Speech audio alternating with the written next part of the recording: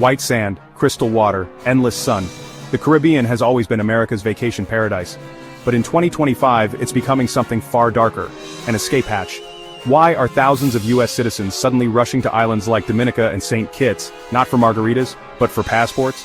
What did Trump just reveal that's triggering a mass exodus? And could you be on the next deportation list without even knowing it? Stick around, because what's happening in the Caribbean right now will change how you think about citizenship forever. Forget green cards. The rich are buying entire citizenships. In 2025, Caribbean citizenship by investment programs exploded after Trump hinted at ending birthright citizenship. For $100,000 to $200,000, Americans snap up passports from St. Kitts or Dominica legally. Why? Insurance. If the US cracks down on dual nationals, these investors become Caribbean citizens overnight. The kicker? Many are politicians and CEOs you'd recognize. Comment below. Would you buy a backup passport?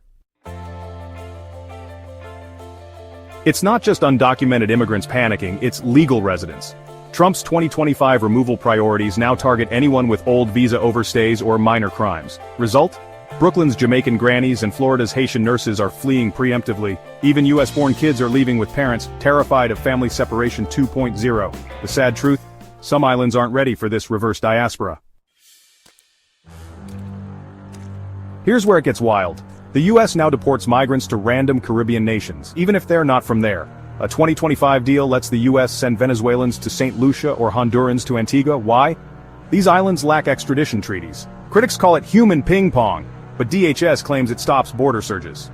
Meanwhile, locals riot. We're not America's dumping ground. The 14th Amendment is under siege. Trump's 2025 executive order denies passports to babies of undocumented parents, even if born in Texas. Caribbean consulates are flooded with panicked moms seeking Plan B citizenship. But here's the twist. Jamaica now offers birth tourism packages to pregnant Americans fearing their kids won't be US citizens. Irony level 100. China's building ports in the Bahamas, Russia's funding resorts in Grenada, and America freaking out.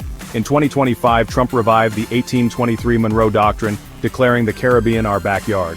Translation: islands must pick sides or lose US visas, aid and trade. Barbados' PM blasted it as modern colonialism. But guess who's stuck in the middle? You. New travel bans hit dual citizens hardest. Guantanamo-Bay isn't just for terrorists anymore. Leaked Pentagon docs show a massive new detention camp for Haitian and Cuban migrants. The loophole? On Cuban soil, they have no US rights. Lawyers call it legal black hole 2.0, but DHS insists it's humane. Meanwhile, Caribbean leaders fume, "Stop using our region as your jail." The Dominican Republic is building a 100-mile border wall, not against the US but Haiti. In 2025, they deported 200,000 Haitians in 6 months, even legal workers. The US cheered, calling it a model.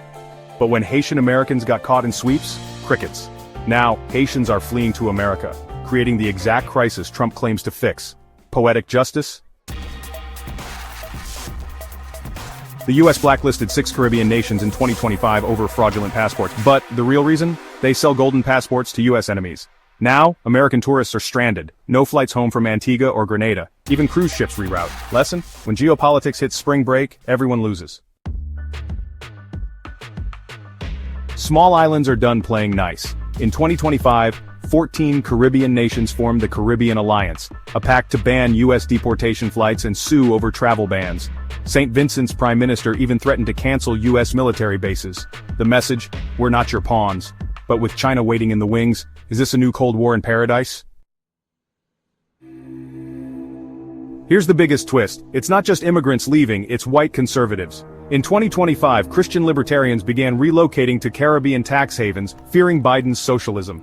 Groups like Free Americans in Grenada promise no taxes, no mandates, no woke schools, but locals call it a digital colonialism. So, is the Caribbean America's escape plan or new battleground? You decide. The Caribbean isn't just where Americans vacation anymore, it's where they run to survive. So would you move to an island if America gets worse? Smash like, subscribe, and comment Maple Leaf if you trade stars for palm trees. And stay tuned because this geopolitical game of musical chairs, the music's about to stop.